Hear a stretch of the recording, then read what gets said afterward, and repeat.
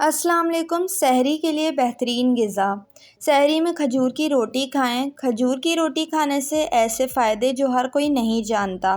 सहरी में खजूर की रोटी सहरी में खाने से आपके जिस्म को कौन कौन से बड़े फ़ायदे मिलेंगे जो आपको नहीं मालूम होंगे। खजूर की रोटी खाने के फ़ायदे। बाज़ लोगों को रोज़े में बहुत ज़्यादा कमज़ोरी हो जाती है, जिसके असरात उनके चेहरे और खुश्क होंठों पर ज़ाहिर होते हैं।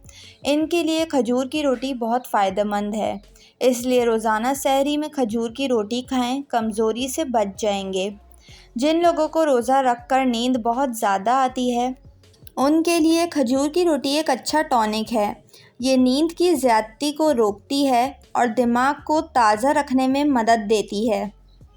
कुछ लोगों का हल्क बहुत ज़्यादा खुश्क होता है, इनके लिए रोटी हाइड्रेशन का काम करती है और जिस्म को कभी भी पानी की कमी महसूस नहीं होने देती। जिन लोगों को टांगों में दर्द का मसला है, उनको चाहिए कि वो इस रोटी को सहरी में ग्रीन टी के साथ इस्तेमाल करें। ये एक अच्छा पेन किलर साबित होती है। खजूर की रोटी पकाने का तरीका।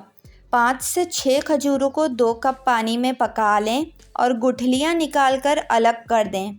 अब 1 चम्मच की मदद से इन खजूरों को कुचला कर लें या इनको पानी समेत ब्लेंडर में डाल लें और ब्लेंड कर लें। ब्लेंड की हुई खजूरों को आटे में शामिल करें और आटा गूंद लें।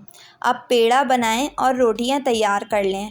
जायका बढ़ाना चाहती हैं तो इसमें अजवाइन और हल्का सा नमक शामिल कर सकती हैं। खजूर की रोटी सहरी के लिए बेहतरीन ग़िज़ा है। इसको खाने से पूरा दिन तवानाई मिलती रहेगी और प्यास भी नहीं लगेगी। वीडियो को लाइक और चैनल को सब्सक्राइब ज़रूर कर लें।